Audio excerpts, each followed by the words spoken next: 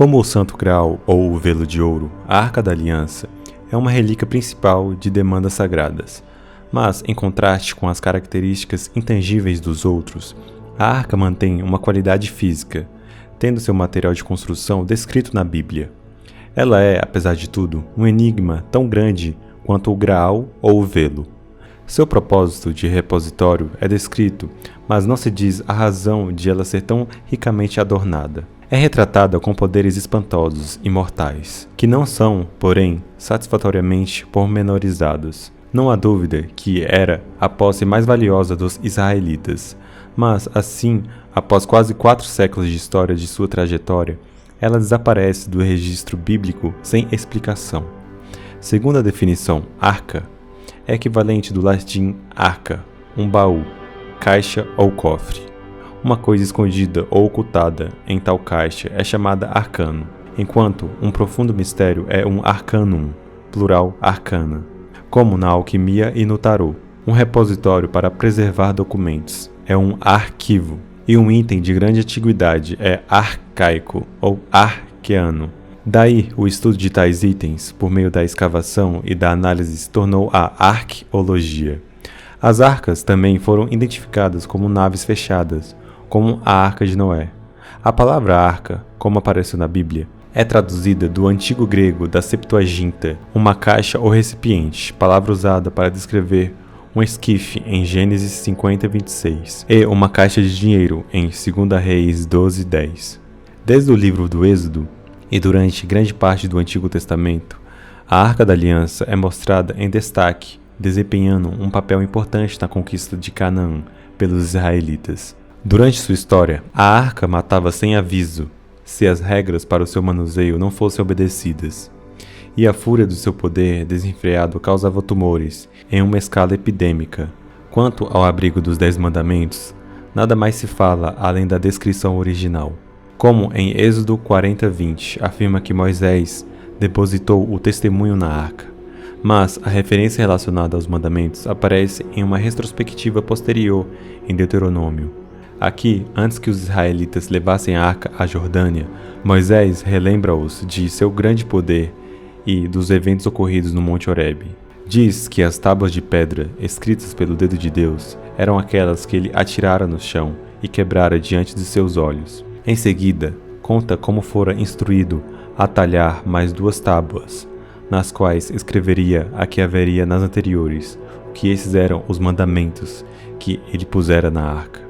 O fato de as tábuas originais, que supostamente haviam sido escritas com o dedo de Deus, nada terem a ver com as que devem ter sido postas na arca, causou muita consternação ao longo dos séculos. Em termos religiosos, todo o conhecimento a respeito da arca se baseou nesse ideal, mas os estudiosos do judaísmo sabem que essa é uma falácia histórica. Na tentativa de harmonizar o assunto com o ensinamento clerical, nasceu um conceito de meio termo durante a Idade Média, quando os teólogos determinaram que provavelmente havia 2 arcas. Aquela construída por Bezalel abrigava a pedra do testemunho, como explicado no Êxodo 40:20, enquanto a outra, uma cópia, continha as tábuas que haviam sido quebradas por Moisés. Porém, decidiu-se que a verdadeira arca de Bezalel foi a que acabou sendo depositada no templo do rei Salomão. O destino ou fortuna da suposta duplicata com os mandamentos nunca foi discutido, ao menos pelos historiadores judeus.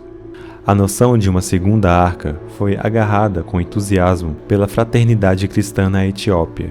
Se os judeus não estivessem interessados em capitalizar sobre a fábula, os cristãos certamente poderiam construir uma nova tradição ao redor dela. Foi assim que, no ano 1300, um livro etíope anônimo surgiu, intitulado Quebra-Nagast, Glória dos Reis. Durante essa infiltração europeia nos países africanos, o objetivo desse livro era estabelecer a lenda de uma cultura judaico-cristã de longa duração na antiga Abissínia. Segundo ele, os reis daquele país descendiam de um certo Menelik, que seria o filho secreto do rei Salomão de Judá e da rainha de Sabá. Não só isso, mas também que Menelik havia levado a arca com os mandamentos à Etiópia.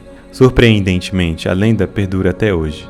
Encorajado pela Igreja Ortodoxa Etíope e pela indústria turística de Axum, Eles dizem que a relíquia é guardada em uma capela rústica dos anos de 1960, cuja entrada é, obviamente, proibida. De acordo com um porteiro de confiança, que se recusa a falar a respeito da arca, ninguém, nem mesmo o patriarca, jamais a viu. As discrepâncias entre a passagem de Deuteronômio e o relato mais antigo do Êxodo são consideráveis, mesmo na medida em que, em Deuteronômio, disse que o próprio Moisés construiu a arca, Deuteronômio 10:5.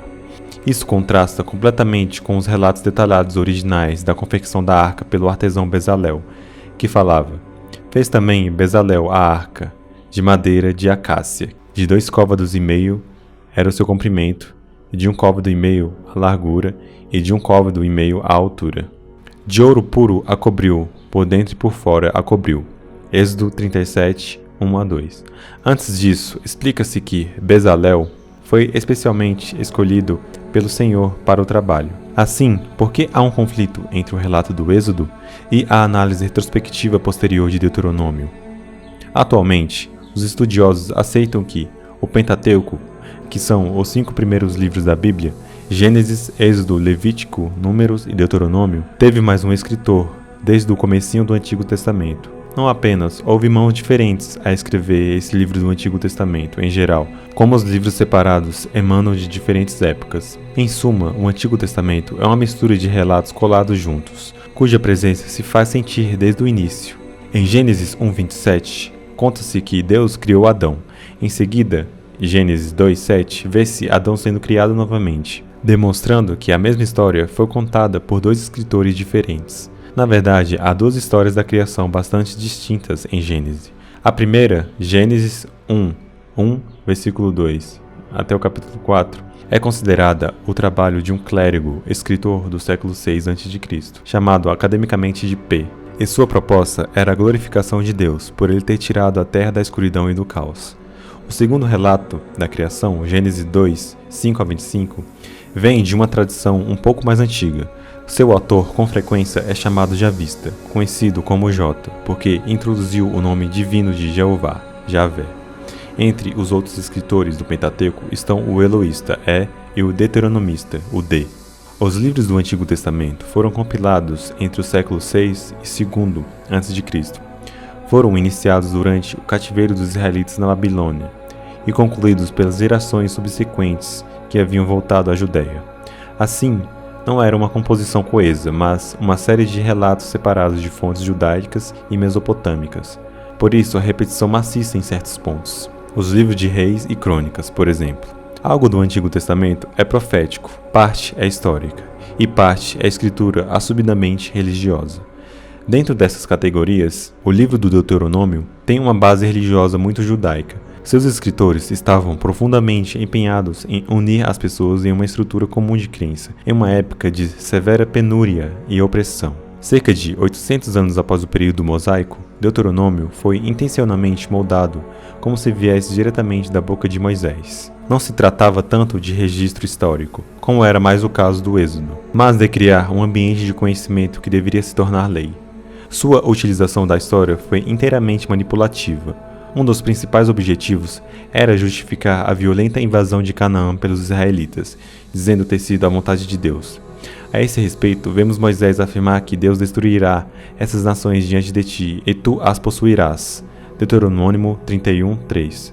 Outros enunciados similares incluem destruí-las totalmente, 20:17, e não farás com elas aliança, nem terás piedades dela, 7:2. Claro, não há nenhum registro que Moisés tenha dito tais coisas. E mesmo antes disso, no Êxodo, nós vemos o enunciado do mandamento completamente oposto: não matarás.